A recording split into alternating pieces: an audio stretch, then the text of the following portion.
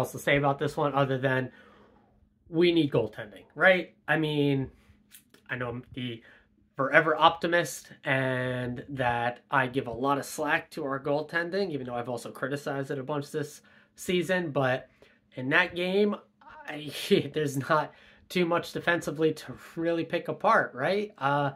Yeah, maybe tie up an extra stick, maybe, I don't know, absolutely belt the guy in front of the net with your body, but we don't really have defenders that do that and take a penalty in doing so. But first goal on Vanacek was the shot from, or pass from behind the net, shot off the side of his body and in. The puck was basically passed to the other guy while he was almost like throwing his stick to the other side of the net to prevent a pass back around that way.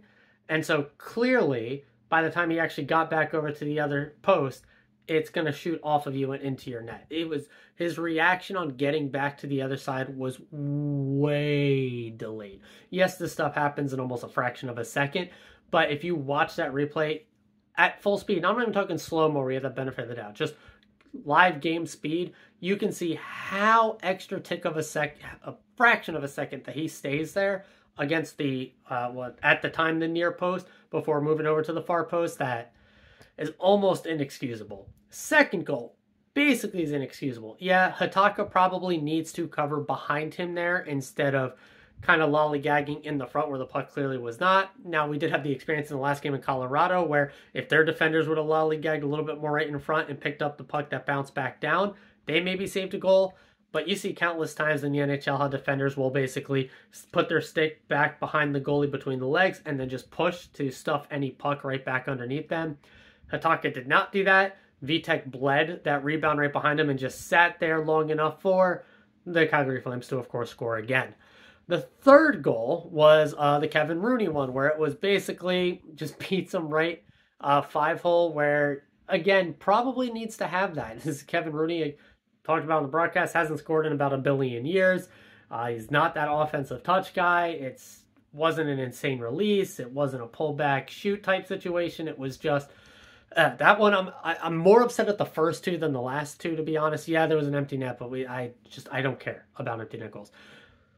That third goal is also savable. Again, much more upset at the first two than the second two, but that third one's also savable. And that fourth one was also savable by multiple steps, whether it was better rebound control, whether it was holding on to the rebound or putting it into a better place on the ice for the rebound, or it was just making the save on a guy that took a moment to collect, spin around, and shoot. Yeah, the spin around pucks shots are a little bit harder to save, but again, that's one of them. One of those four you just have to have, because honestly, shout out to our skaters. For the most part, I thought played a pretty good game.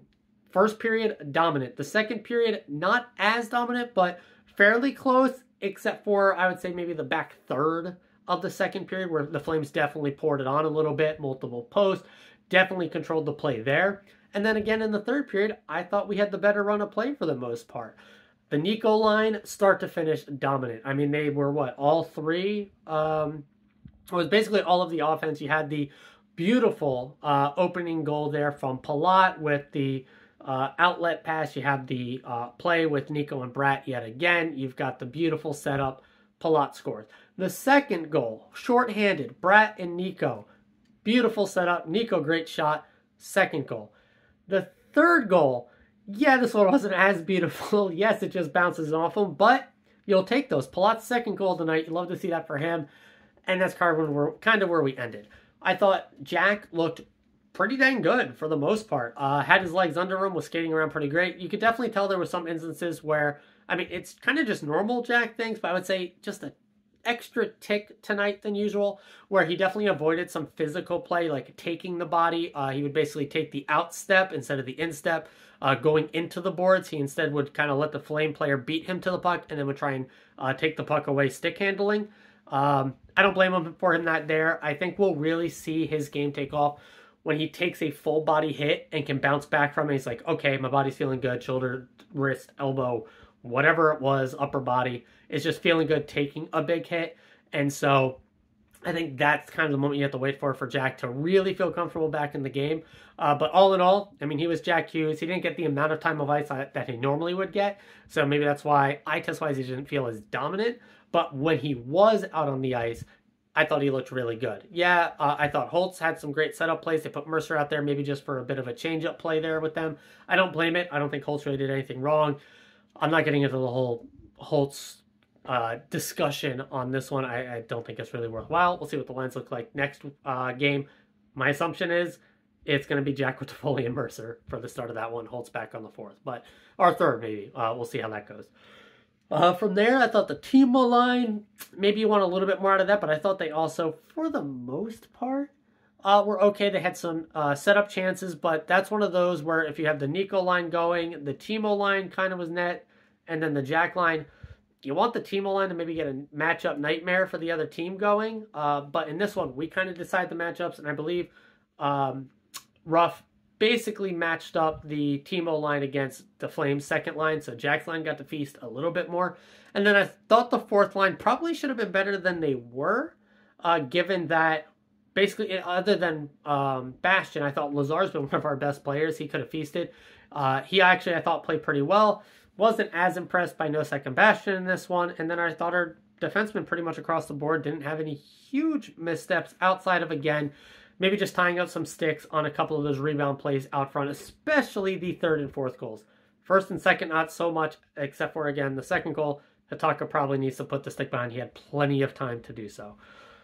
Yeah, I think that's really it. I don't know what else I really want to talk about in this one. Power play looked better with Jack, obviously. God, I wish they would have scored there late in the third on that power play to tie it up. But they didn't. Penalty kill didn't have to do anything. Really, so I think that's it. I don't really got much else. Get goaltending. I said it in the first period, even before Calgary tied it up. Trade for Markstrom. Yeah, he kind of has the insane year, off year, insane year flow as of late. So maybe you say next year doesn't go as great, but the guy's insane. And if you get even a slight bit of retention on that contract, you can live with that for the next 2 seasons after this one. But sounds like goaltending prices are absolutely bonkers, insane, sky high out there. So maybe I heard a whisper that Calgary wants Nemec. That's just a non-starter. You can't even ask for that. It's never happening. So yeah, I don't know. They probably have to do something, right? I mean, Vitek essentially basically lost this one, in my opinion. It's probably the first one in a while, because I do think he's been better since the new year. So you want to mulligan this one, I guess. I think he kind of had a different game that you could have mulliganed, but this is the first one since the new year I felt was purely on him. There were some other ones that gave up goals that the offense was a bit more anemic, but with Jack back in this one and the offense hopefully ramping up from there, you love to see the Nico line going. If we can get Jack going and then Timo back on his horse again as well, maybe we just outscore the goaling problems and figure it out. But got to start winning more. Yeah, the Avalanche game was great to win. This one, you probably have to get a point out of it, and it's the goaltending. Yeah, that's all I got. I'm gonna go to bed, guys. But as always, and forever, let's go Devils.